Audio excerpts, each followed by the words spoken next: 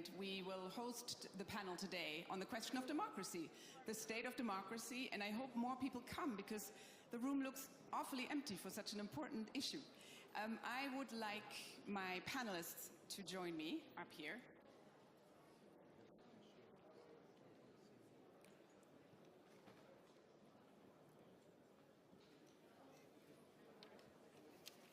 Hello. Do sit down.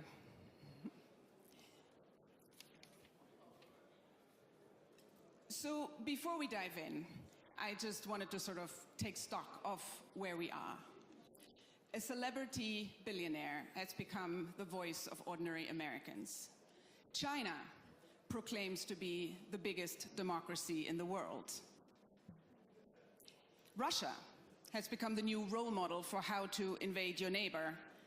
The German government has collapsed. The French government is in a permanent state of near collapse, which means that Italy is now officially the most stable democracy in Europe. Now, democracy is something that's on many people's mind. Many Europeans are worried about the state of democracy in America at the moment.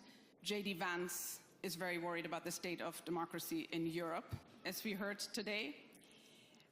Something that's going on and that I hope we can touch on today is this fight over what makes a democracy a democracy.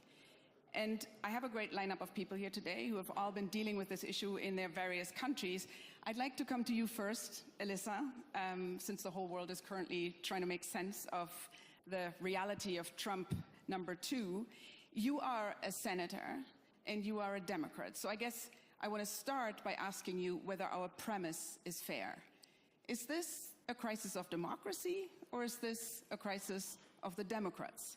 Because Mr. Trump, of course, got a mandate, a clear mandate, and even turnout was up. So is democracy perhaps doing fine? Yeah. Hi, everybody. Thanks for having me, and thanks for including me in the panel. I think, just by the sheer scope of instances and countries you just went through, I think it demonstrates that we have a crisis of democracy. I don't think it's just the United States, although certainly we do in the United States. I think it's something that's going on globally where people are not feeling the benefits of a democracy in the way that we were taught. And while I am a Democrat, I also won on the same ballot just now in November with Donald Trump. My voters voted for Donald Trump and Elissa Slotkin on the same ballot. And there I can tell you the mandate was not about ignoring the Constitution or putting a broligarch in charge of the government. It was inflation was too high, prices were too high, and I'm going to vote for the person who says that they can lower those costs. So I think it's important not to conflate a mandate on lowering prices, which is yet to be seen, versus a mandate to do some of the things that are going on right now, which, constitute, I think, close to a constitutional crisis in the United States. So it's very important to zero in on this difference.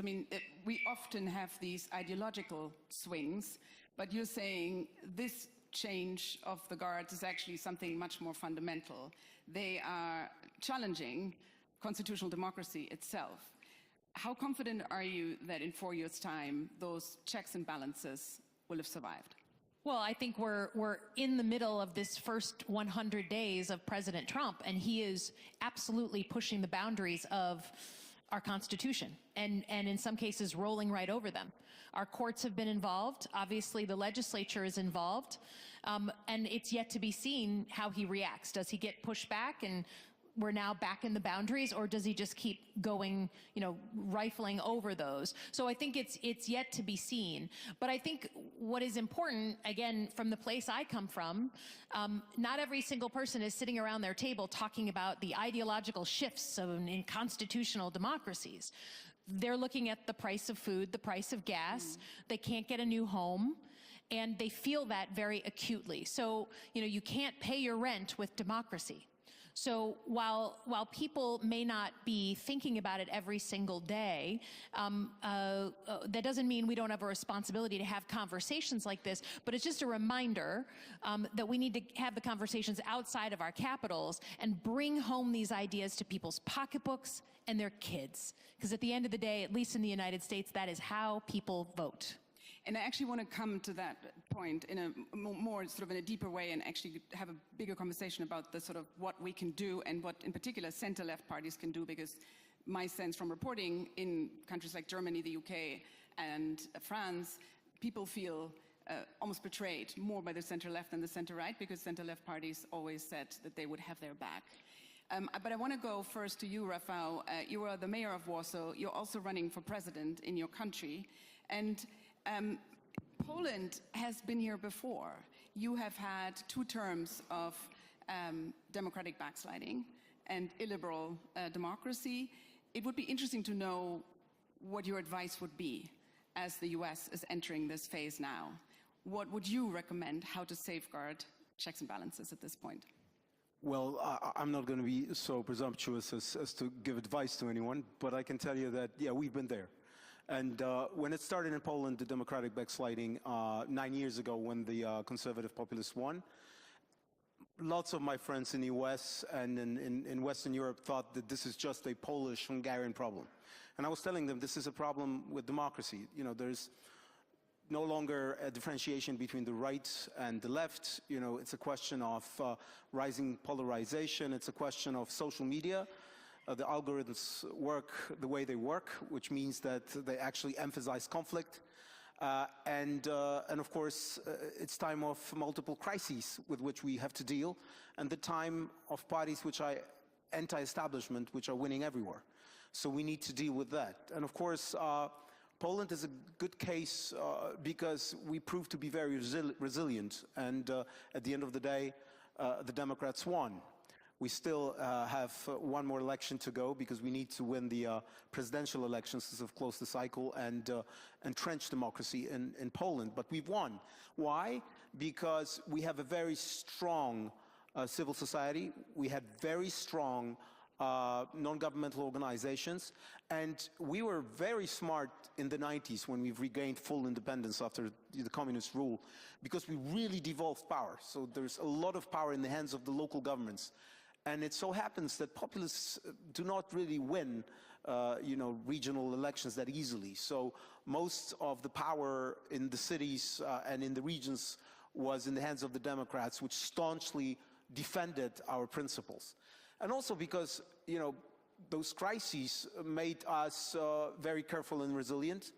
And at least there was an agreement, even with the populists. We were on the same page when it came to security, when it came to strengthening our defense capabilities and so on and so forth. So there was this thread of understanding, which of course was so crucial in the moment of crisis and when Russia invaded Ukraine. I mean, after these 2 terms, when a lot of rollback happened, when, particularly in the media and in the judiciary, what would you say, how easy it is to come back from that? Because that is the other concern, of course, and it's important perhaps to educate American voters and others about, these are institutions that took a long time to build.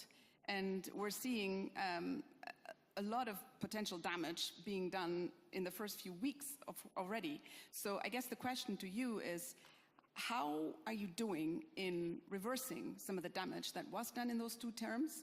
And how easy is it actually to repair institutions? I mean, the real problem is that, populists sometimes do not have any qualms about breaking the Constitution. So if someone is breaking the Constitution, what do? I mean, we do have our checks and balances, and some of them held pretty strongly in Poland, right? But I mean, the populists were simply breaking the Constitution.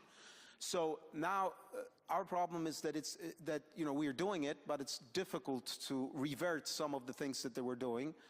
Because our president holds the right of veto, and we want to do it by the book. We want to introduce bills which are going to introduce changes back to where we were for example, when it comes to the independence of the judiciary and so on and so forth.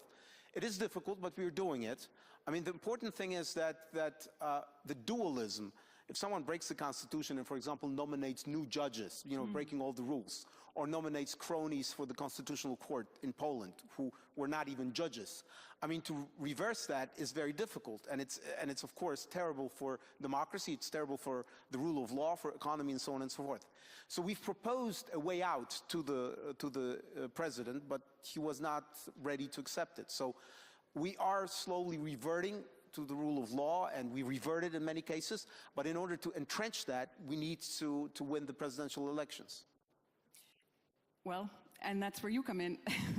If you don't, which is a possibility, would that just mean that in the judiciary, that would just become a fact of life? You wouldn't be able to do anything about that constitutionally? You wouldn't be able to reverse those? Well, unfortunately, yes. Unfortunately, that would mean that we would have, sort of like, two dual states with two types of judges and so on, which is untenable for democracy. And fortunately, as I've said, local democracy, the media, held strong. I mean, Poland is a completely different case than Hungary, because we devolved power, because our society held strong. Even, I always give this comparison. Warsaw's budget is $7 billion a year. Budapest is just $1 billion. And they just, are fully reliant on subsidies from government. So it shows you that the devolution of power, so for example, we when the government cut spending to non-governmental organizations, to free culture, independent culture and so on, we started financing it. So we were much stronger because we made smart decisions 35 years ago. But it's, of course, the onslaught of populism. It's, we've never tested it before. So, I mean, there's one thing when you're trying to stretch the limits of democracy, stretch the limits of the Constitution. It's something completely different when the populists just break it, break all the rules. Because, how are you going to make sure it doesn't happen again? It's just a question of investing in education. In investing, like, kids need to know that they have to verify the data that they see. So this is really, I mean, something different. It's not just meddling with the Constitution or with the law. It's investing in public opinion, education, and so on and so forth. Non-governmental organizations, local government. That's the only hope for fighting populism in the long-term strategy. It's a long-term strategy. And Stora, I would like to come to you now because Scandinavia, you're part of the world. I mean, you're the Prime Minister of Norway. One, of those countries that we all look to and think, wow, they're rich, they have great welfare states, they've sort of got something right. So, in some ways, it is a haven of social democracy. It long has been. But even in your patch of the world, the far-right parties are gaining, anti-immigrant parties are gaining ground. But as somebody who stands for a party that is on the center-left, tell us a little bit what that message is that the left needs to stand for. How can the left, which is globally in crisis, I think is fair to say, and has been losing the trust and the votes of its traditional constituency, working class people, which partly is because that term has lost meaning somewhat in today's economy. But what is it that the left needs to understand about today's politics in order to be attractive again? Well, it's a big question. I'll try to come at it from a few angles here. First of all, I think all societies and all political systems are under tremendous pressure from technology, from what the Munich conference has identified as the main challenge in today's world, pretty similar to what the World Economic Forum did, putting on number one misinformation, fake news. And all of that coming at us at the core of democracy, which I think is a huge challenge, especially when political parties take a grab at that approach to politics to really manipulate facts. So that is pressure on the social fabric, so to say. Although just to jump in there, I mean, J.D. Vance, I thought, had a point today when he said that kind of interference only really works when there's at least some basis to the grievance and the problems that misinformation hits into, right? I mean, there are some underlying issues. Absolutely. So that's what I want to come to, and where I believe that the left, the social democracy that I represent, really, we have the elements to put together the answer. But I think the senator pointed at this. You don't eat democracy for breakfast.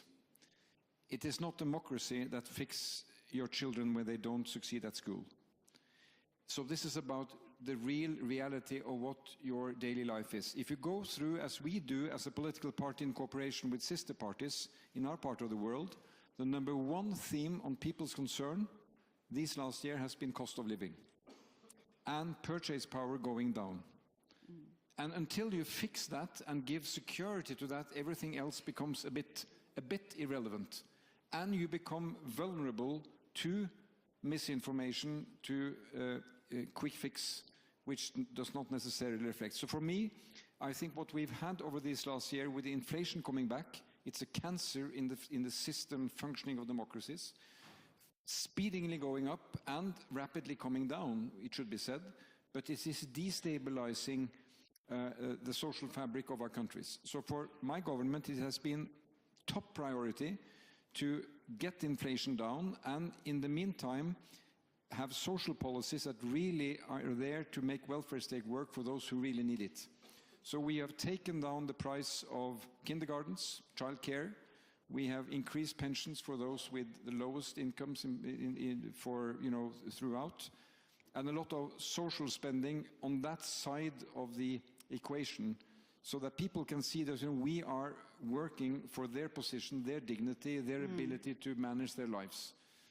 When you get back stability, and we've been able to go through that inflation phase without increase in unemployment, but still in our country, which is a stable country, you can sense the instability that inflation is creating because cost of living is getting out of control. So that's where we have to get back. Then I think the second dimension for me here, if I may, is that, and I'm picking the example from Timothy Snyder's recent book on freedom. He was in Oslo and he was on a panel, I was on a panel with him, which is this balance between freedom to and freedom from. And if freedom only becomes a discussion of freedom from, we are not safeguarding democratic sustainability. There has also have to be freedom to.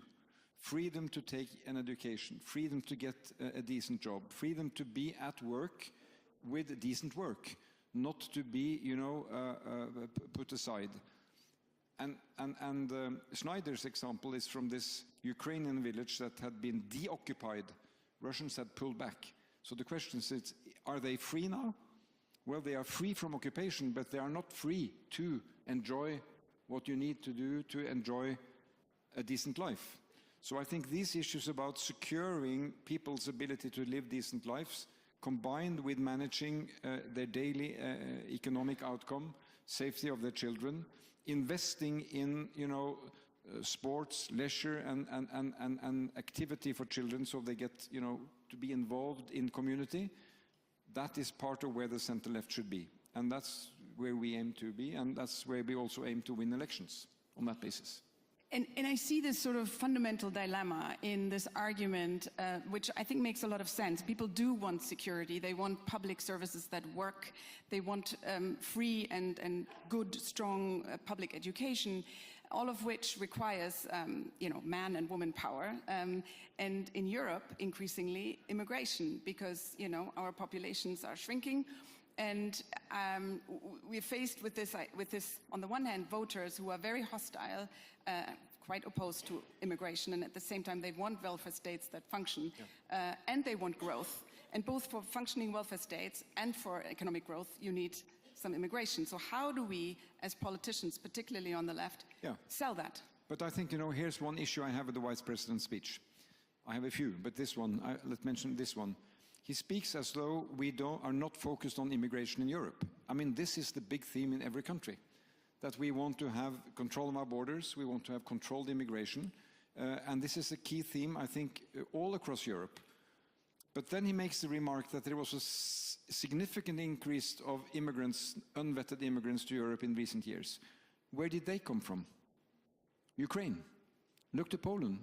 2 million or more Ukrainians have been accepted into Poland because there is a bloody war going on, which he did not mention, which I think is not really addressing reality which is coming to Europe. But we have to, in Europe, country by country, but also as a community, to have a very thorough discussion about controlled immigration. And as you say, we cannot close Europe, because Europe's challenge in the future will probably be to have enough people to do the jobs we need to do. And to pay taxes. Exactly. Yeah. But again, I think that the fact that we have, in my country, we have 100,000 people for Ukraine now. If you take that per capita, it would mean in a German setting 2 or 3 million. In every municipality. So, how do you? This is a part of the solidarity that you have to mobilize spontaneously, and those Ukrainians coming, men, women, and children, they will turn up at some kindergarten, in some school, at some medical office, and there will be discussion, you know, what are they doing here? Are they taking our places? But if you really explain why we do this in this very dire situation, it can also be understood. And I'm proud to see that, you know, that has not unleashed, you know, negative reactions in my country. So Jonas, we'll come back to you in a bit, but I want to go to Jay now. There's one of my favorite stories about Mahatma Gandhi was when he traveled to Britain and somebody asked him, what do you think about Western civilization? And he said, I think it would be a good idea. We're still waiting. Yeah. So let me paraphrase that slightly. As we're having this discussion, this tortured discussion, what do you think about Western democracy? Well, look, before I do that, let me, because I think I appear to be an optimist in what is a relatively pessimistic panel, if not room. So I'll begin by sticking up my finger, and don't take it badly, it's the index finger. The mark you see on my nail is a mark of a person who's just voted. We just had an election in my state, just over. Last year, we had a national election.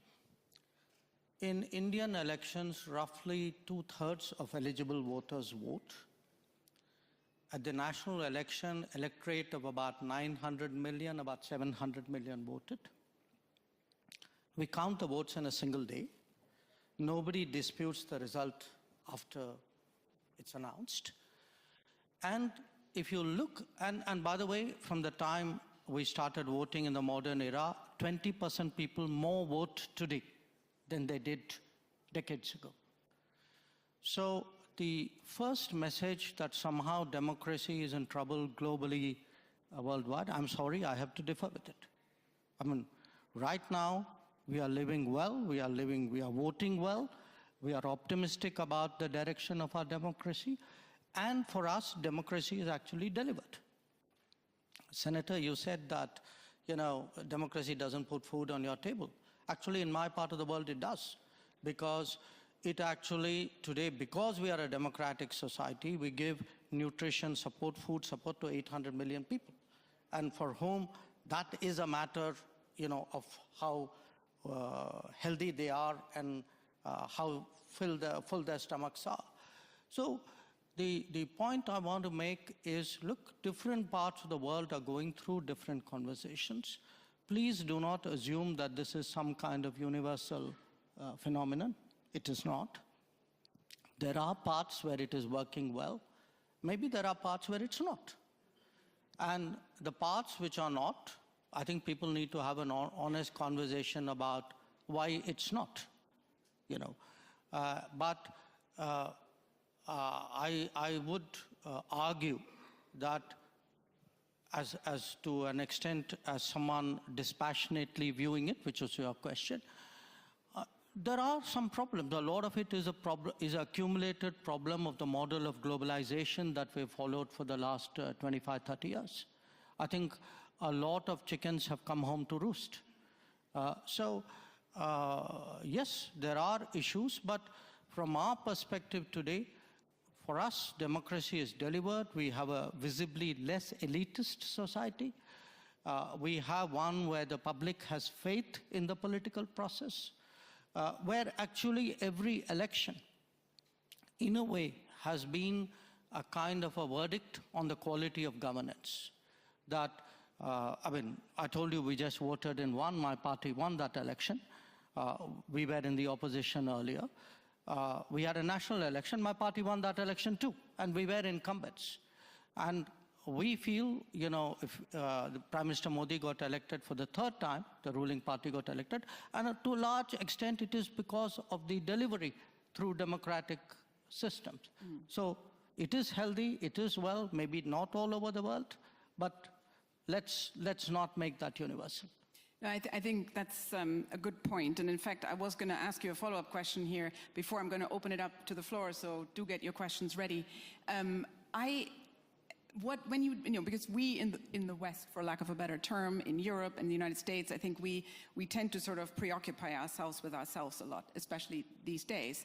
And I think, you know, all the middle powers that are, you know, increasingly important, especially in our foreign policy, you know, in the various conflicts that we're involved in, for better or for worse, I think they have their own views of what systems work and what don't. We used to assume in the West that our system is the one that everybody wants to adopt over time. So I guess the question to you, India, of course, being the largest democracy in the world, is your sense among your counterparts in, again, for lack of a better term, the global South, that democracy is still a system people aspire to, countries aspire to, or are there now powerful alternatives, such as the Chinese model, which may be more attractive to people?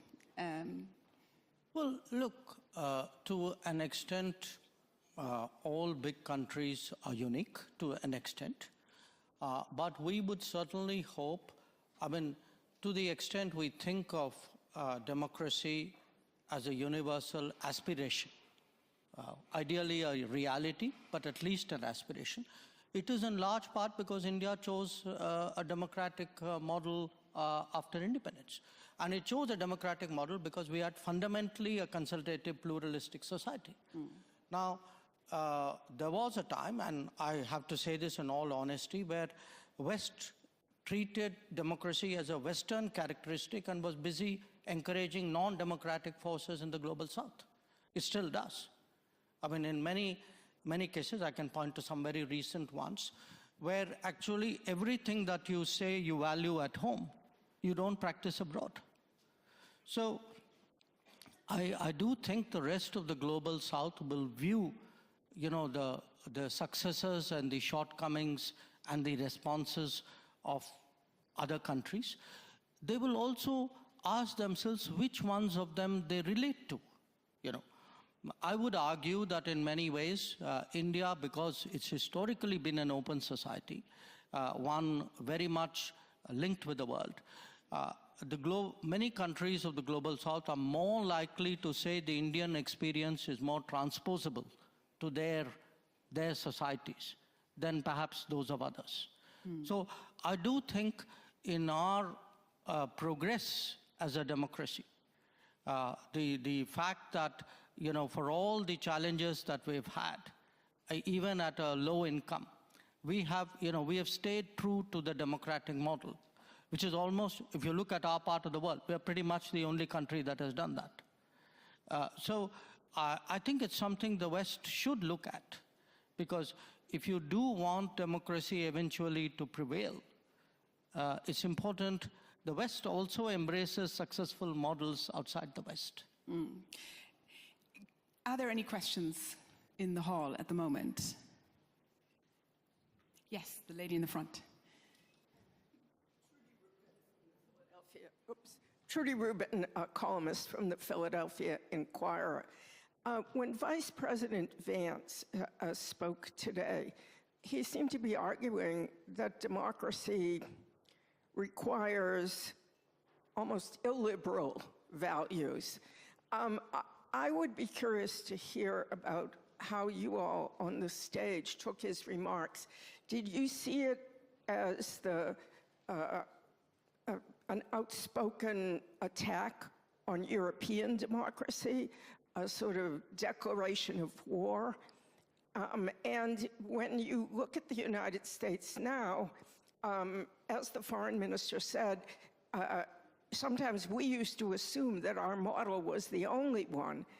But when you look at the US model now, does it have anything anymore to offer the rest of the world as a model?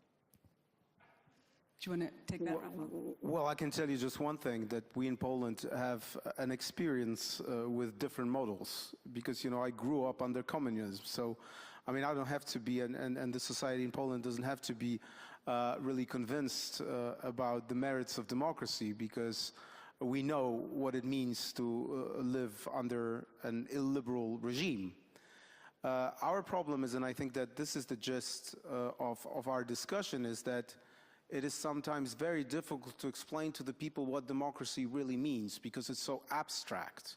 And, you know, when people use the word like, you know, the judiciary, the rule of law, and so on and so forth, people are lost. As the Prime Minister was saying, you know, people think about the economy, they think about the security, and so on and so forth. So it is the most difficult task for us is to explain that when someone is proposing an illiberal regime, that would actually mean taking our basic freedoms away from us.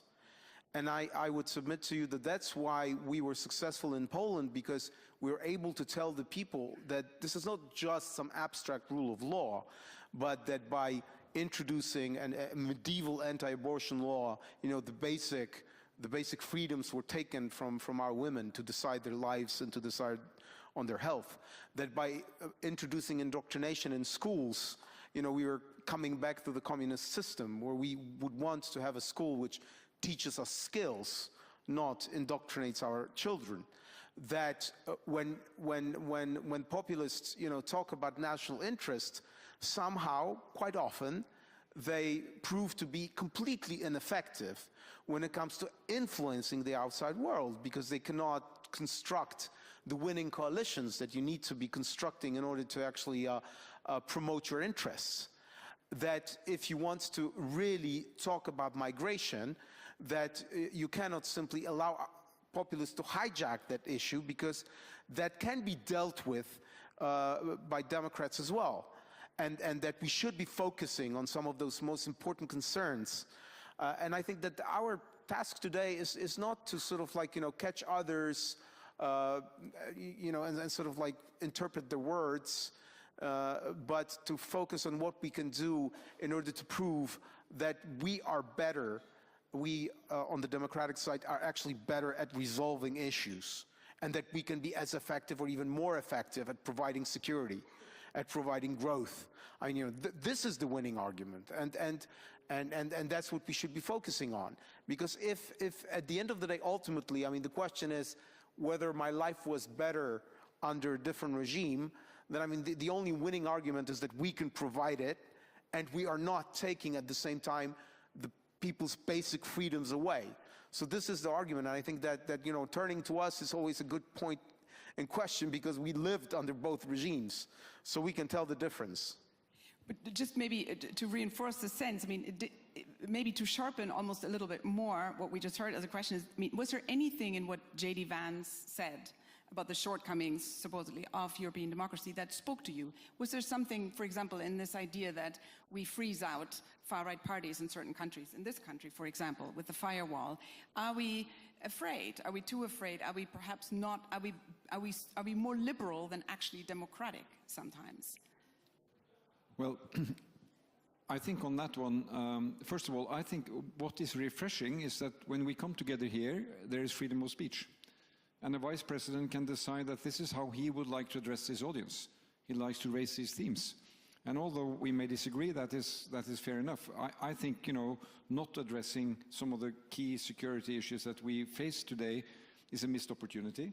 I don't agree with him that what's happening in Ukraine, what's happening in Russia, what's happening in China is less important than the presumed loss of freedom of speech in Europe. I disagree. The other element which I think is interesting here is that, you know, coming from the US perspective, reading a parliamentary system in Europe, it is different. So this party is free to run in elections in Germany, but other parties are free to tell their voters whether they are, you know, open to cooperate or not. This is part of parliamentarism. You know, I run a minority government in Norway. I have to find solutions in parliament, and I seek solutions where I can have them with parties that share my platform. That is how that works. So I think, you know, this was a kind of a simplified approach which I don't share. But what I do share is that constantly focusing on, you know, accepting different views, accepting even outrageous views in our debate, accepting that people have faith and beliefs. He made points of that. I think that's what we should remind each other. I mean, he is here now speaking to Europe. If we were going to your country to speak about what we see in the US about, you know, tech dominance, is there access to media for people? What's happening to our youth under control of social media? Is that, you know, challenging freedoms and democracy? I think that's also a discussion to be had, but, you know, not here. Jay. Can I make two quick comments here? One, look, I would challenge the equation of, liberalism in a kind of an international way with democracy. I do think different societies have their own cultures, their own values, their own ways of doing things.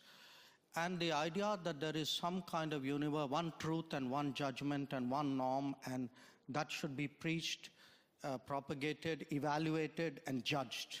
I think that is one of the big issues we're having today in politics.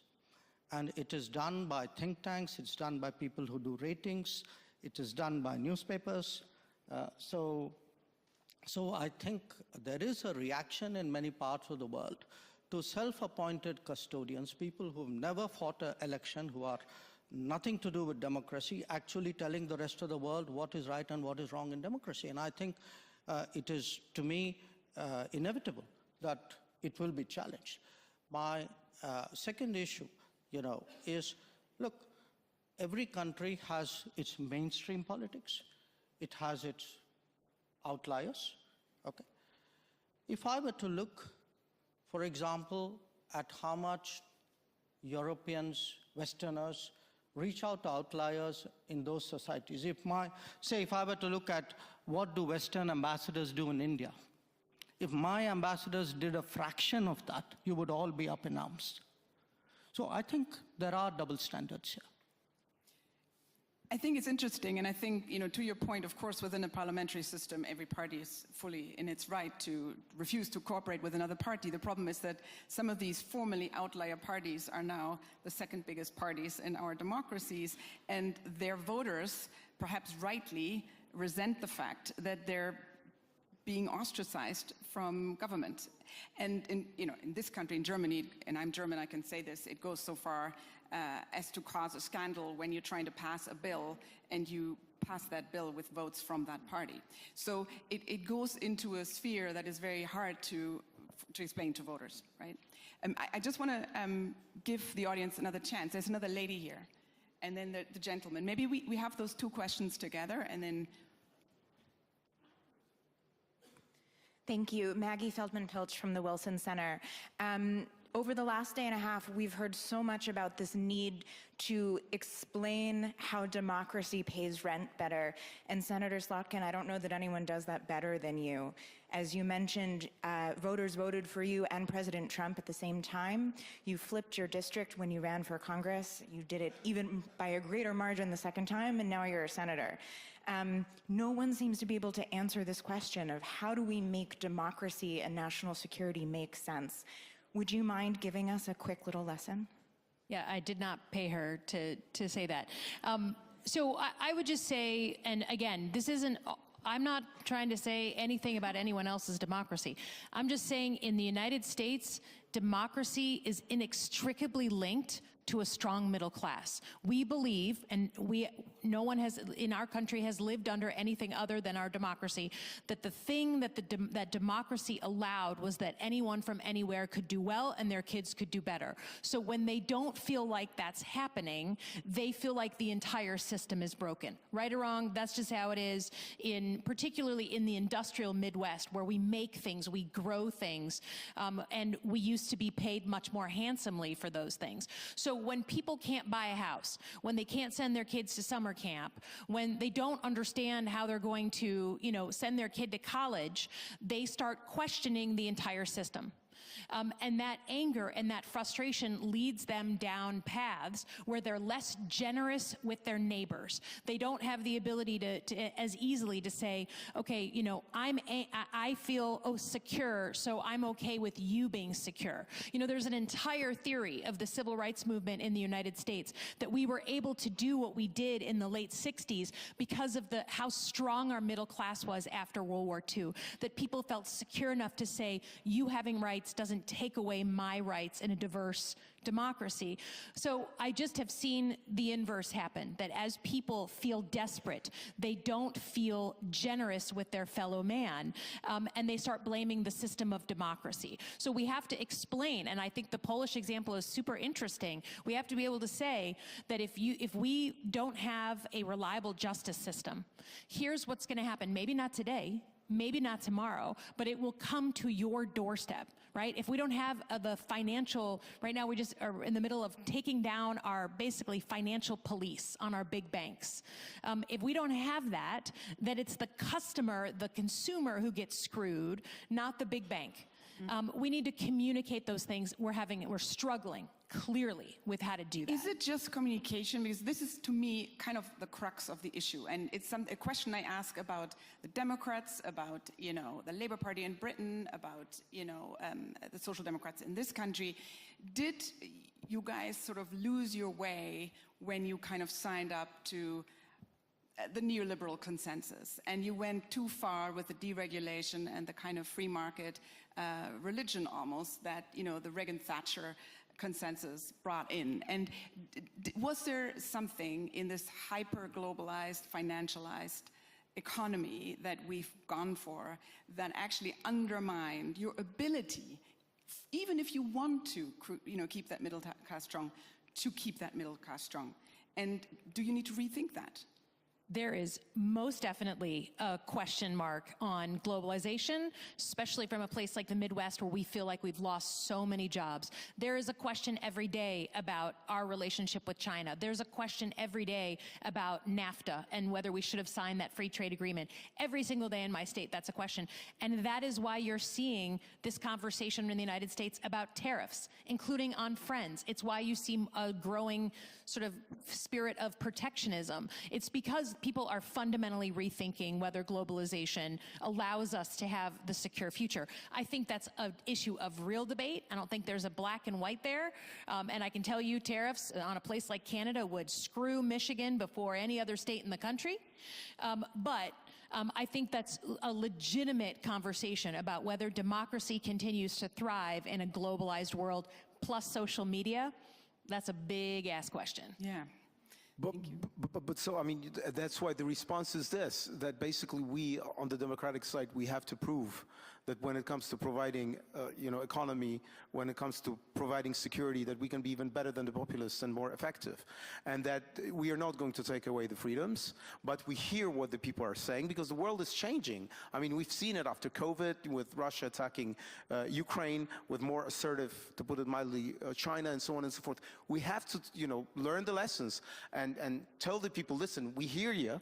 It's not just the populists who hear you, and we are going to deal with that. You know, we are going to focus on migration, we're going to focus on the economy, we're going to focus on security, but we are the ones who actually are going to deliver that in a much more effective manner, and we are not going to undermine your freedoms.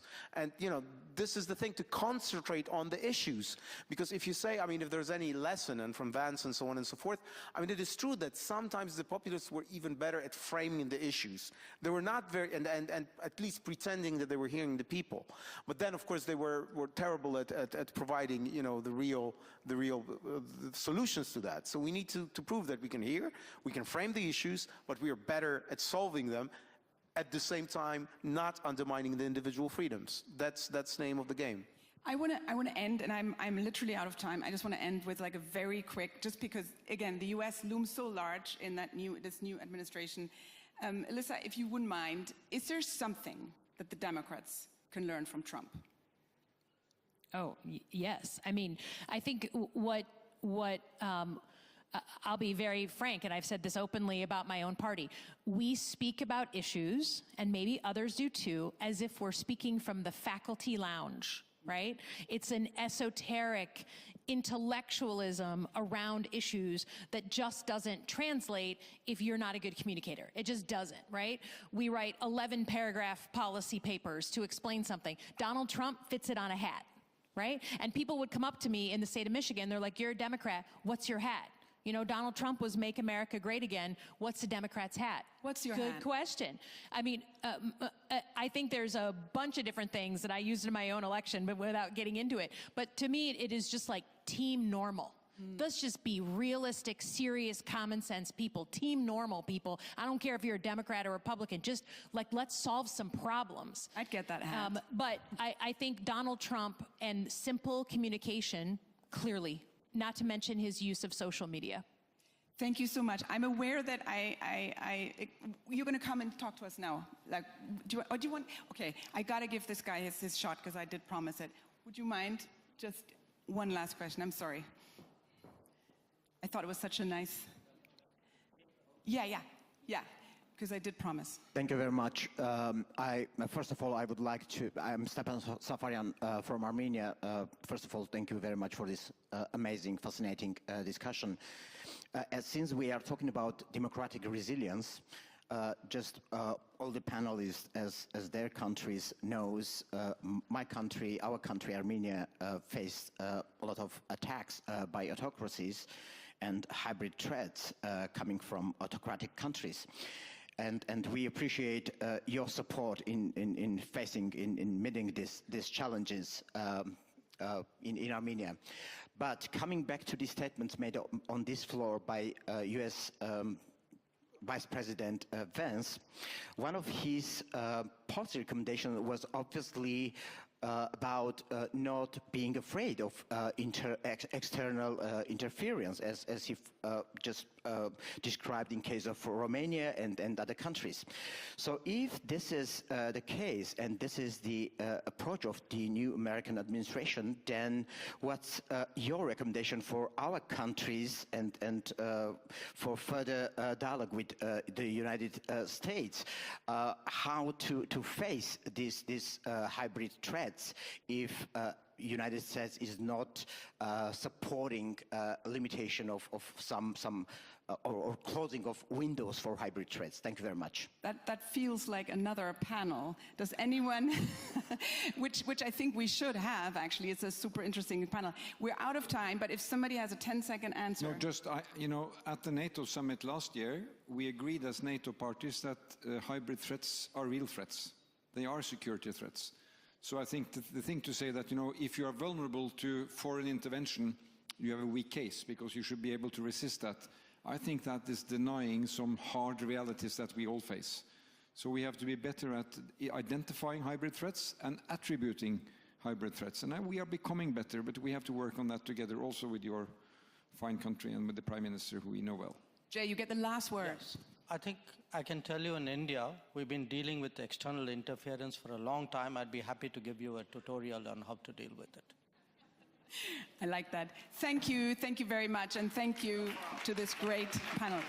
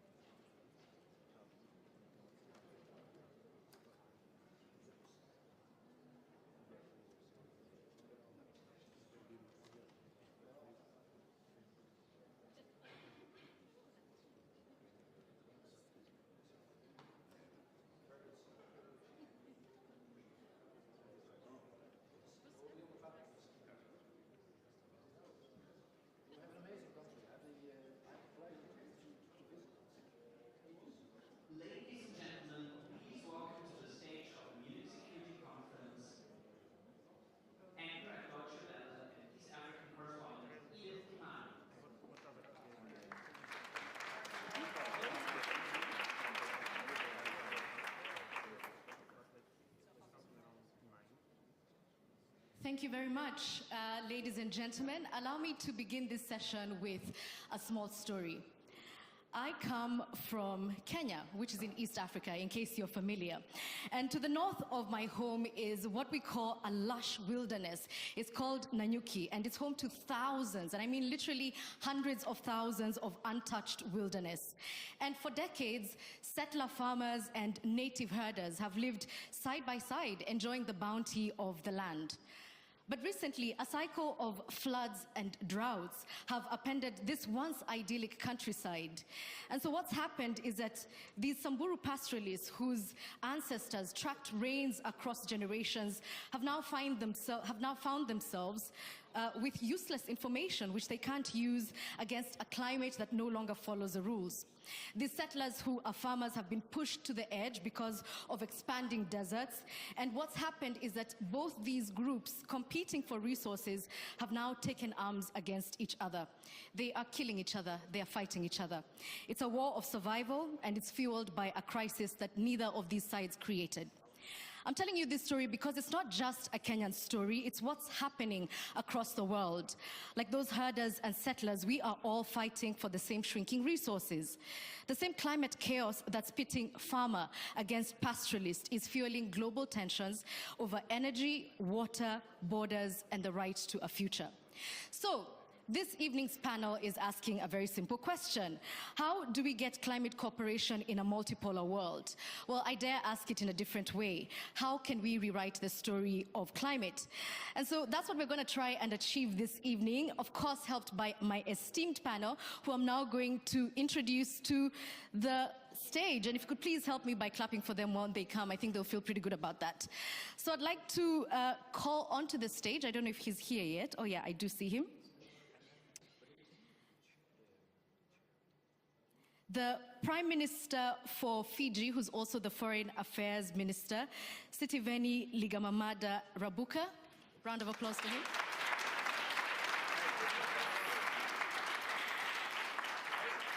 I'd also like to invite Mrs. Svenja Schulze, who's the Federal Minister for Economic Cooperation here in Germany. Welcome.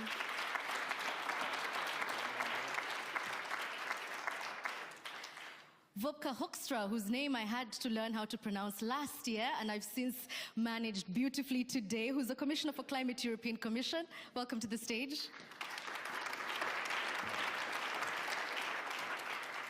And last but not least, we are joined by Senator Sheldon Whitehouse, who is in the Environment Committee. Welcome all, and thank you for joining us.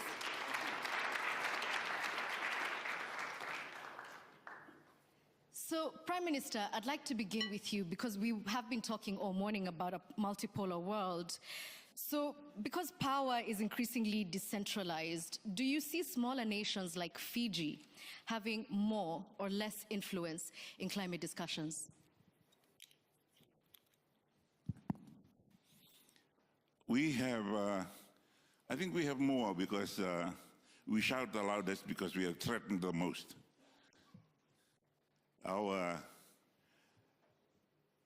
when we shout, we are really in trouble. It's, for us, you all heard the term existential threat.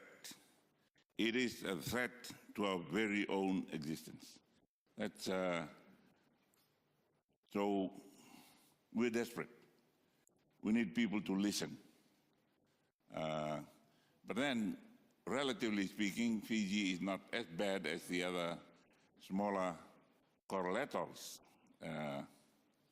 And it's a daily threat. Every tide is a threat to the existence of those coastal villages.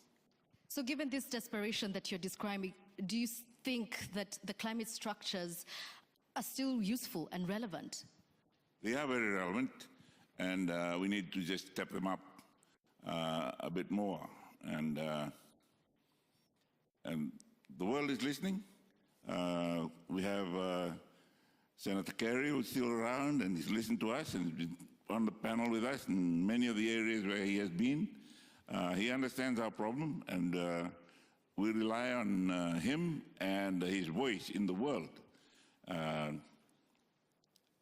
We need people to sit up and listen.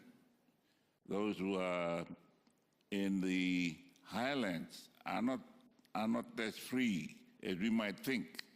Those on the coastlines are threatened with the rising sea levels, and those up in the mountains are threatened with the heavier rains that are causing erosion, and the sites and tribal lands, as you mentioned in your story, quickly disappearing. Right, so you did mention Secretary Kerry, but of course the US is a big player here. And I'd like to invite Senator Whitehouse here. How can the US domestic climate policies be realigned? Is this even possible to support international ambitions? I think if you look at the work that Potsdam Institute has done, it shows that there are only about a dozen remaining pathways to climate safety for the world. And every one of those, out of 1,200, by the way, so we've lost 99% of our safe pathways. We're down to the last 1%. All of them share two things in common. One is direct air capture of excess carbon, because we're going to overshoot. So you have to claw back. So that's an important thing to be working on. In the US, that's bipartisan. So we can make real progress there, and I look forward to continuing to make real progress there. We just had a hearing on that in my committee under the Republican chairman. So far, so good. The second thing that they all require is a price on carbon. We have a very simple choice now. No price on carbon pollution, no climate safety. And so if you look around for where a price on carbon could emerge, the key place, thank you, Rupka, is the EU and the CBAM. The most important climate safety step we can take right now is for the EU to not give an inch on the CBAM, for the UK to stick to its commitment to join the CBAM and to see some other countries join. If we do that, that will make a very significant difference. In the Senate, we have a bipartisan bill to create our own carbon tariff externally. The Republicans like to call it the, punish Chinese pollution fee, as opposed to, it's not about climate, it's about competition, but it gets us there. So there's bipartisan work happening on that. If we can get a proper carbon tariff in the US, if the CBAM sticks and the UK sticks joining it, then we have the outline of a global price on carbon that drives innovation, that creates effectively a reward for solving the climate problem that we don't have right now. And I think both of those things are possible. The direct air capture piece, because it's very bipartisan still, and the CBAM piece, because it's not our call. People can't tear that down in the United States. The EU is doing it, the UK are doing it. It's really important that they stick to their guns on this. And if Trump pressure is brought to bear against that, there's a very simple response, which is that the discrepancy in tariffs actually helps the US economy. Right, so because you've introduced CBAM, the Carbon Border Adjustment Mechanism, Commissioner Hoekstra, I do have to ask, because there are people who see this as climate imperialism by developing nations. How do you respond to this? First of all, I have a friend here, you see that. He's going to immediately answer the question for me. If you look at the two risks, one is what happens to the global south if climate change continues unabated. That is the far greater risk. That's the far greater risk by 100 times or more the economic potential dislocations from a CBAM. Also, you've got countries like Morocco that are seeing investment to build solar because of the carbon pricing mechanism. You see Mozambique speaking for the CBAM because they see investment coming in. You could have the entire Sahel providing enormous solar power, clean power to Europe, but you got to build the wires under the Mediterranean to get it there, and you don't build those wires without the investment, and you don't get the investment without the economic reward of getting out of the tariff. So I very strongly believe that net, a CBAM will be extremely good for most of the global south, and then we can focus on individual areas where it's not working and solve them. But to kill climate safety would be the worst of all possible outcomes. Commissioner. Well, there's very little I can add, but let me, ladies and gentlemen, let me say a couple of things, and let me indeed salute the tremendous work under difficult circumstances by Senator Whitehouse and also John Kerry, who has been a true champion and a companion, particularly in Dubai, which I think was a major victory for diplomacy. Now, to the issue at hand. What is one of the most effective things the European Union has done to tackle this problem? It was indeed, as the Senator has just said, putting a price on carbon, introducing a mechanism where you're easier off the hook if you actually drive down your emissions. And this is being seen throughout the world. If you look at a range of countries in Latin America, if you look at states within the United States, if you look at China, many places are embarking either on a way to price carbon or different models of carbon markets. And that is the way forward. That is the way we should continue, because actually it does help and it is a fair system. Now, let me just give you one other data point to put this into perspective, because I know some people are trying to fuel the criticism of ETS in general and CBAM in particular. Who will be most affected by CBAM? It is those who are putting stuff into the European Union that still has carbon to it. Make no mistake, CBAM is a tool to make sure there is no carbon leakage from the EU to outside. Our friends in Latin America, our friends in Africa, our friends in the global south in general are going to be the ones least affected, and let me stress that, least affected by CBAM. Whereas at the other side of the equation is the European Union putting into place more than 30 billion in terms of climate aid for the global south. That is the numbers, and that is the reason why that equation is actually helping not only the Europeans, not only the global south, but the world at large. So let's zoom in a little bit on Germany, because we've been speaking from the context of the European Union. Now, this country has undoubtedly been a leader in renewable energy, but there's a reliance on coal and gas that has drawn criticism. So how do you ensure that your domestic policies here align with your international commitments? We assure that simply to a law, because we committed ourselves that we want to reach CO2 neutrality in 2040, like the EU is doing that. So with that law in the back, we could see step by step how to reduce our CO2 emissions. And I think that is important, that it's not only just a thing we're talking about, it's really laid down in a law. And there is something special around it that was mentioned before. It is also a business case, because renewable energies are much cheaper than other energies now. So it becomes profitable, and it becomes too profitable to ignore. So that is another factor. And the third factor I'd like to mention is it is also a security threat. We have just seen what that means when you have a flood and what that costs if you have a flood. We had a terrible flood where 100 people died. That was billions that need to be paid for that. So it is much cheaper to pay for climate change, for adaptation, for mitigation. It's much cheaper to do that than to pay for the cost if we don't do so. And that is not only something that is realized by the political sphere, it's also realized by the companies. So that helps to drive that forward. It is not easy. It's not a direct way. We have a lot of discussions with the ones who don't believe that that is the right way. But I think step by step we are going forward and we are reducing CO2. Not fast enough, but we are on the right way. All right, Commissioner, did you have something to add to that? I wanted to build on it, and I very much agree with it.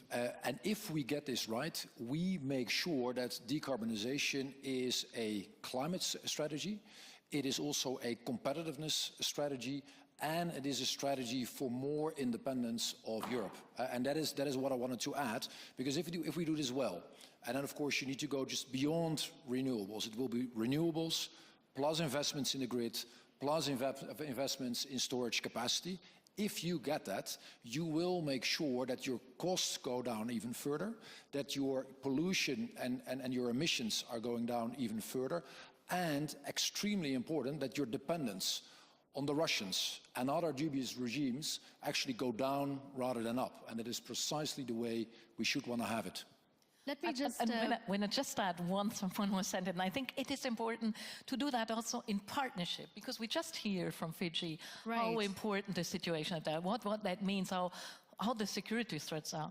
And therefore we need partnerships, and we do such partnerships in just energy transition partnerships, where we are working together to bring energy safety forward, reduction of CO2, and social security, because you need your society to go with you. We see that in all the states who have problems with that, where the society vote for climate change is not real.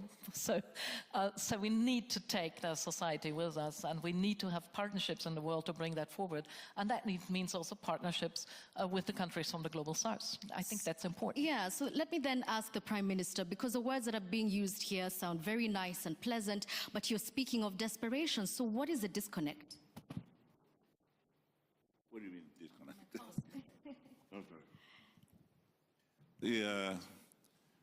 The disconnect perhaps is how much reliance we now have, how much we would rather not be relying on those long logistics chains, which makes cost of living at home very, very high, because the cost of transportation of fossil fuel all the way to Fiji is very, very high. So we have to look at the cost of setting up our own solar fields and all the renewable energy sources that we can get. Those are also expensive.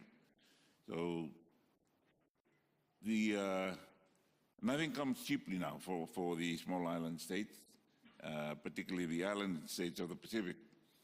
We have to balance up what is good for us. Somebody told us that, okay, don't cut your trees. I said, how do we pay for the fuel? Do not harvest your forests.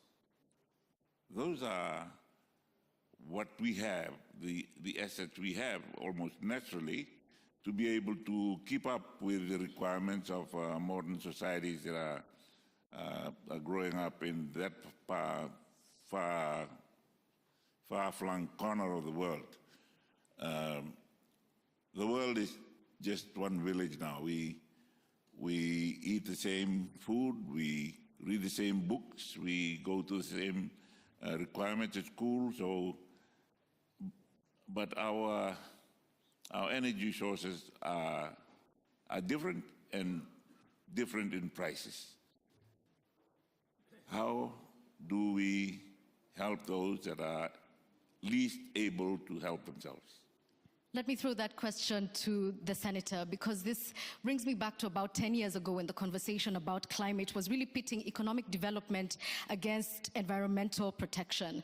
So is it possible for a nation to be climate leaders, to be a climate leader while continuing to exploit, as the Prime Minister here is saying, its natural resources? Yes, and I think we have to. I mean, if you look at a corporate consulting firm, nothing green, the Deloitte consulting firm, they look forward 40 plus years, and they said, if we get climate right, that will add about $40 trillion in GDP to the world.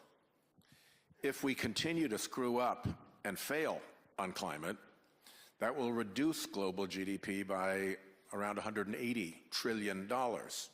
So there's a $220 trillion swing between getting it right and continuing to fail. So if you're talking about economic development, you want to be developing in a world that has $220 trillion better GDP than a world that is in climate failure. So if you look at the big picture, it is obvious that climate success is the way to go. To the minister's point, Lindsey Graham and I wrote an op-ed piece some time ago saying that if we move to clean energy tomorrow, we'd have a safer world. Russia is funding what it's doing in Ukraine because, as our friend John McCain used to say, it is gangsters with a gas station and an army. And if the gas station can't pay for the army, they're just a little country like Switzerland with a tiny economy. So there are real advantages in every economic measure of focusing hard on climate change. And again, back to our EU friends, the CBAM becomes so essential to all of this. Right, and obviously money, financing, this was a big takeaway from COP29, which then leads me, Minister, to ask how Germany and the EU indeed can support emerging economies so that they become climate leaders on their own right. I think we need more partnerships in the world. We need to have an exchange about our knowledge, but we also need to help with money. And there is one player that is not on the field anymore, that is the US. That means we have less money for development cooperation now.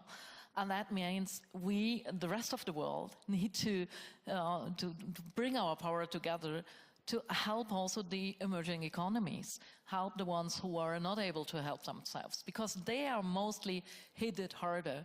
When you see Fiji as a country that delivered really, really little for the CO2 emission of the world, but it is hit hardest by climate change. So it is the responsibility of us, of the others, to help Fiji, to help other vulnerable countries to deal with the challenges they have. And we do that in the European Union, we do that internationally to just energy transition partnerships, where we help to provide energy security, affordable energy access, renewable energies, and social justice. Because if you phase out coal, for example, that means that a lot of jobs that are well paid, that these jobs are away. And you can't tell the people, okay, so sorry, you need to suffer because of climate change. You lose your job. You need to help that there are new jobs on the way. And that is what we are doing with just energy transition partnerships, or with bilateral partnerships we have from the German side, where we have regional partnerships to support mitigation and adaptation and help to country-specific ways to reduce CO2, or to have another way for having energy, renewable energy in the country, and do that in a way that is socially just. Do you think we need to enhance the current existing policies on mitigation and adaptation? I think we need to deliver, and that is what is missed. We know what we need to do, but we're talking a lot about that, but we do not deliver, and that is the problem. We need to do more in reality, not only in the paperwork, and that is what we are missing, and that is why we need more action in that. That is why Germany have now the Hamburg Sustainability Conference, a conference where we try to bring forward just action from people, because we see that in a lot of fields.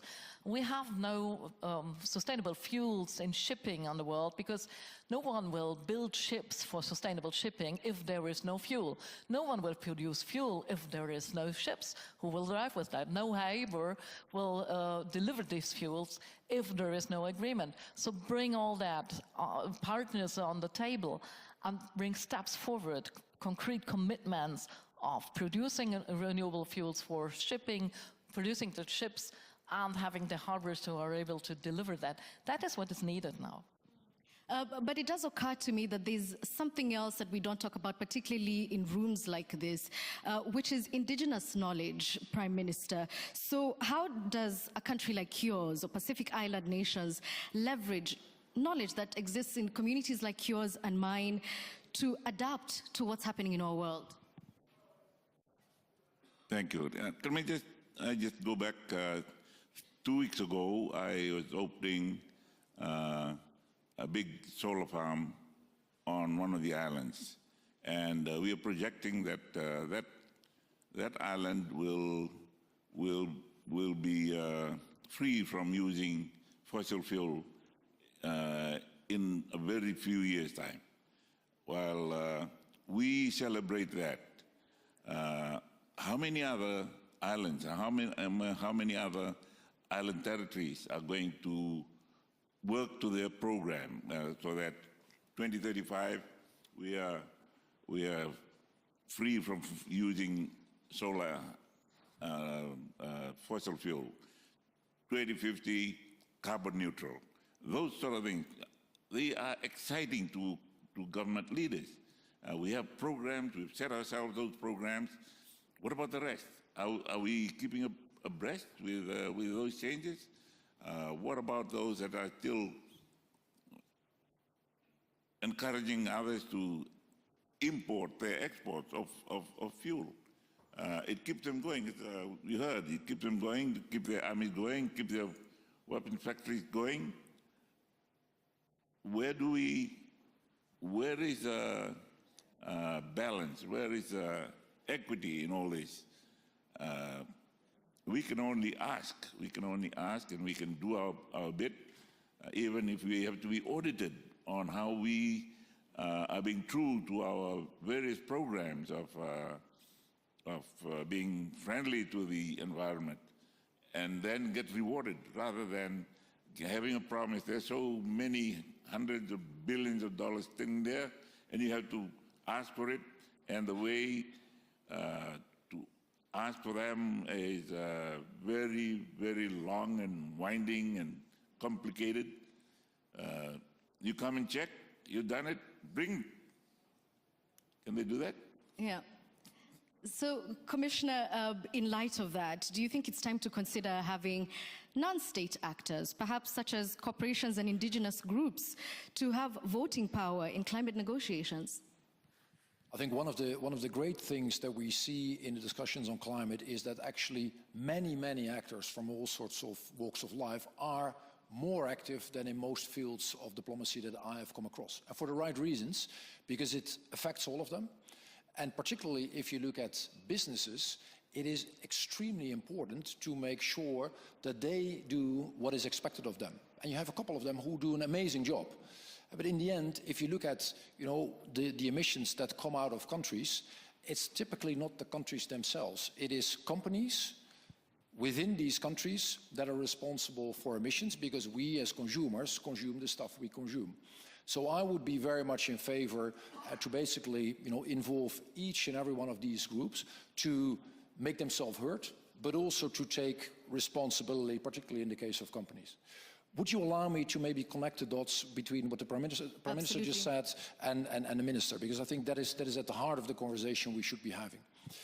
I'm fully with the Minister that not only Germany, but the European Union at large is doing more than its fair share in terms of sharing the burden and helping our friends in the Global South.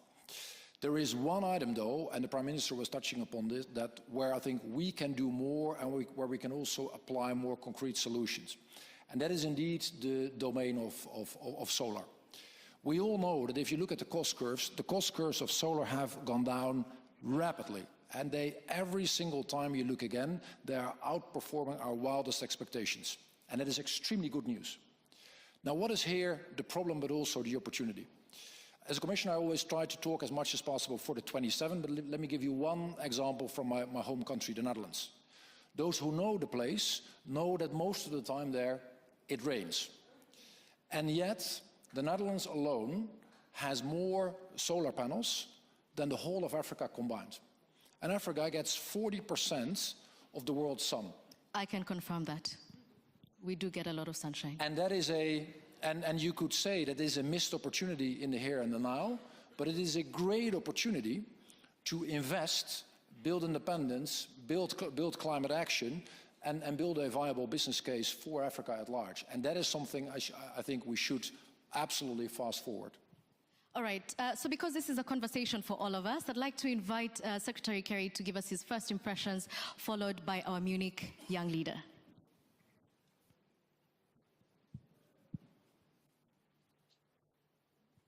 Well, my first impression is the correct impression. This is a terrific panel. I agree so much with everything they've been saying. And Sheldon Whitehouse and Wapke and Mr. Schultz, Mr. Prime Minister, you've all been real champions, and we really don't have a prayer of getting where we need to go without champions. Just very quickly, I'd say to everybody, no country in the world has enough money to be able to implement or affect the transition that we face. It's somewhere between $3 to $5.5 trillion every year between now and 2050 in order to achieve the 2050. So we have a daunting reality. We need money to be able to push the technology. The IRA in the United States is an example of that. We need to be able to push the technology curve because we've been put in a position where the politics of this issue on a global basis, together with the reticence of a lot of people to sort of sign on and face reality, is presenting us with one of the toughest public policy implementing challenges I think I've ever faced or any of us have ever faced. We're facing daunting negatives. And most people around the world are now becoming personally familiar with them because Mother Nature is teaching us weekly, monthly lessons as you see the floods, the droughts, the impact of intensity of storms, all of which is traceable to the changes in our climate and weather. When you have the reality that 90% of the warming from the sun that's taking place goes into the water, into the oceans, 90%. And that increases the amount of moisture that is then going up into the atmosphere and then falls in these bomb bursts that flood people out of their homes. And so the question is, are we human beings capable of making the tough decisions that we need to make to win this fight? Now, the CBAM that Sheldon referred to, that Wapke's working on, et cetera, is one really powerful, important tool. The truth is that if we could price carbon, which we should price, if we could price carbon, we have a chance of winning this battle. If we don't, we've got to persuade people to do the kinds of things they're resisting now, which is deploy more of the renewables, where we are told by the International Energy Agency that if we just deployed existing technology that is available to us now, solar, wind, geothermal, nuclear, et cetera, we could, in fact, meet our goals of reduction heading up towards 2050 net zero. So, but we're not doing that. We're just not doing it. In Dubai, the toughest negotiations of the world are actually multilateral negotiations. You bring 200 countries together in one of these places where one country can walk out and say, that's it, we're killing it. But they didn't do that in Dubai. Almost 200 countries signed on to saying that we must transition away from fossil fuel. I mean, fossil fuel countries signed on. We must transition away from fossil fuel in order to achieve net zero by 2050, according to the science, and the according to the science phrase meant 1.5 degrees, which we're now blowing past, and we must accelerate in this decade. And we're not sufficiently. You know who is accelerating this decade? China. China has built and deployed more renewables than all of the rest of the world put together. And thereby is going to be moving their target goals, which were way back in the 2060s. They'll be moving them forward just by the action they're taking now. So here's the bottom line here, folks. I believe, and I think a lot of folks who work at this really hard every day of their lives, Johann Rockström at the Potsdam Institute, for instance, other scientists, we believe we could win this fight. Everybody here believes we could win this fight. But the only way we win this fight is if we organize ourselves. Minister Schultz mentioned partnership, coming together and face the realities of what we have to do.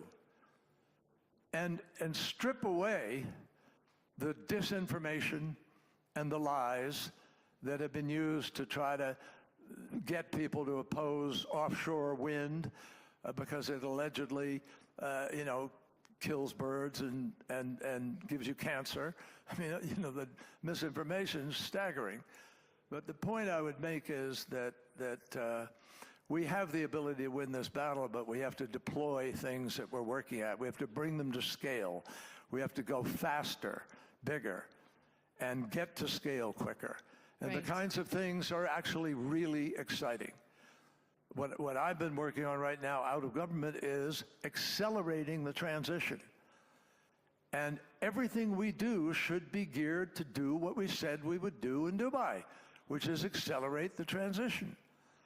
So the fact is that there are just so many, I can't go through all of them, and I'll wrap up very quickly, but most of the exciting prospects are coming from technologies that you're probably very familiar with. One of them being, Wapke just mentioned, the incredible reduction in the cost of solar, which is about a 95, 99% reduction. It's unbelievable. It's almost giveaway cost. And yet the cost of continuing to burn fossil fuel never gets properly accounted for. The amount of lung disease people get, 7 million people a year who die around the world, and there will be more unless we clean up that atmosphere. We're putting up more emissions than we were last year. We're just not doing what we said we would promise to do. Right. But I finish just by saying, the technologies, I'll really be quick, I promise you. There are better batteries now. They are balancing the distribution of power. There are new transmission lines that are 5 to 10 times more powerful than the ones we had before. So they're lighter, they carry more power. There are possibilities of fusion in just a few years. There's an amazing amount of technology development. So if we can somehow find a way to pull ourselves together and organize our lives, I regret to say the United States is in probably the worst position to be able to make that happen because we have a president who's absolutely decided he's not going to be involved in this. He's going to move in the other direction. But here's the good news, and frankly, Ms. Venya, you mentioned the United States off the playing field. We have 37 states which have renewable portfolio laws, and the governors of those states, Republican and Democrat alike, will implement those laws. So they will continue to be part of the fight. In addition to that, we have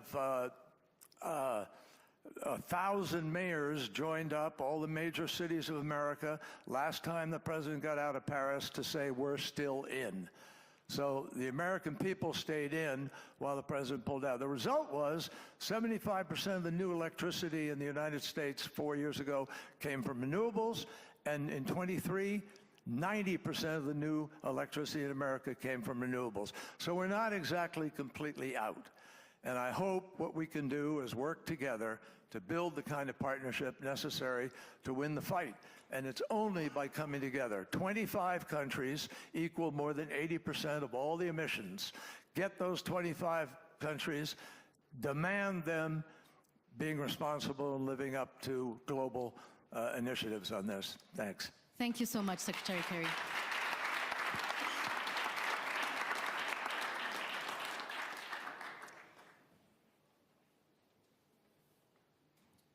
Hello, my name is András Huszár. I'm at the Munich Young Leader Program. I'm from Hungary. I'm actually heading a climate and sustainability think tank in Budapest, in Hungary, so I'm very happy that I finally hear about climate change in this security conference, because we all know that climate change is a threat multiplier, so we cannot disregard that at a security conference, I think. And 2024 was the hottest year on record. Global greenhouse gas emissions, unfortunately, are still rising. And as Mr. Kerry mentioned, the US is withdrawing from the Paris Agreement. So to me, it is clear that we are not doing enough, and we have to go faster and bigger, as he mentioned. The EU seems to focus rather on military spending, as we heard from Ms. von der Leyen, and competitiveness is also on the focus of the new Commission. So with mind all of this, I was thinking about that we are struggling how to convince people to do more on climate change. We are continuously looking for the good arguments, etc. So my question is that why are not we emphasizing more the security challenges regarding climate change? Because my feeling is that security always resonates more in society and can easily convince people why we need to act on climate change. So this is my question to the panel. Thank you. Anyone specific you'd want to take that question? Anyone? Anyone? All right. Mr. Schulze. I think you're absolutely right. We need to talk more about what is climate change doing to the world, because it's no question of believing. You can see it. The sea level is rising. You can see all the things that are destroyed. So talking about security is I think one important way. But I think you need also the right legal framework. We will not see private investment in renewable energy, for example, in the most vulnerable countries, because they have no legal framework. No one will invest in a renewable energy, in a turbine, for example, for wind, if no one takes care for supplying that energy that is built there. And therefore, you need a grid. And for building a grid, most of the most affected countries have no money. And they are not able to build a grid by themselves. So we need partnerships. We need to bring the money together. We need to bring the World Bank and other banks more in the situation that they are able to build a grid for energy, that they help the countries to have the right laws so that private sector is able to invest in renewable energy and knows that they get money for it back then. So bringing that together, it's easier to say than to do, because the vulnerable countries are not able to invest themselves in that. They are setting with, they have the threat of adaptation to what is affecting them. So bringing that better together, I think that is something really important. So don't underestimate how important the political scene and the framework is. Commissioner, I know you did have something to say, but I would love to give the audience a chance to ask some questions, because we only have 3 minutes. So if you have a question, now is your time. We've got one there.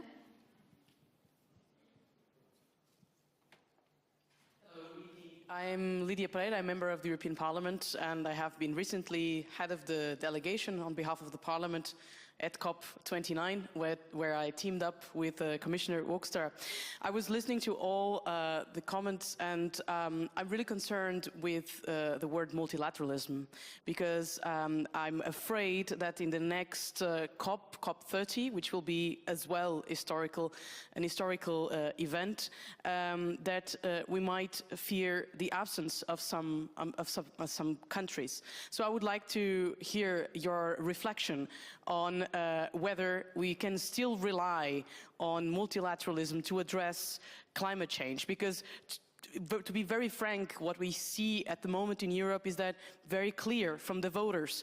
Alone we cannot fight climate change. We really need to mobilize our efforts across the globe to deliver. So this would be my question to the audience, to the speakers. I would love to hear what Senator Whitehouse has to say about that. I mean, multilateralism on its own is not necessarily going to be successful. You can get a lot of people in the room and they can reach an agreement and emissions continue to go up. The one thing that is left, I believe, that can really change the trajectory is the EU CBAM. And that is pretty multilateral because the EU had to get together and agree to do it. The UK agreed to join. Australia's in negotiations. If we're mean enough to the Canadians, they might jump on too. So there is a way to build the economic signal in that gets us onto a pathway to climate safety, even if Donald Trump is denying climate change. And as John pointed out, who, by the way, is probably the single human on the planet who has done the most to address this problem. That's an applause line. The governors and the states are going to continue to do this. If California is the 5th biggest economy in the world, throw in Illinois, New York, Pennsylvania, Michigan, you can create a group of states in America that, by working together, can set standards for emissions and for disclosures and for pushing back on fossil fuel industry lies that actually drown out the absence of the federal government. So I'm less worried about multilateralism than I am about the absence of a proper economic signal. The free-to-pollute business model that the fossil fuel industry has defended with immense amounts of corruption is at the heart of the problem, and the sooner we get rid of the free-to-pollute business model, the quicker we get onto a pathway to climate safety. And so with 15 seconds left, thank you, Senator Whitehouse. I remind you what our question was. From ashes to action, can there be climate cooperation in a multipolar world? Said another way, can we rewrite this story? I think the answers we've had here say we definitely can. So Prime Minister Rabuka, Federal Minister Schulze, Commissioner Hoekstra, and Senator Whitehouse, thank you so much for your company, and thank you all for your attention.